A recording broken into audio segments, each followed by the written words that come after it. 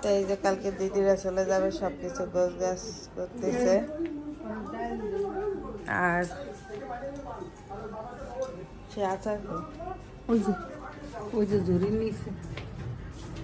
আর এই দেখেন, এই যে দেখেন পায়েস, চষি পিঠা এগুলা খাইছে সবাই। আর এই যে মাংস ছিল, মাংসটা জ্বালায় রাখছে। আর এই যে এই দেখেন, এই যে জলপাইয়ের আচার দিছে। আমি জলপাই সিদ্ধ করে রাখছিলাম ফ্রিজে, ওইটা দিদি আচার দিল।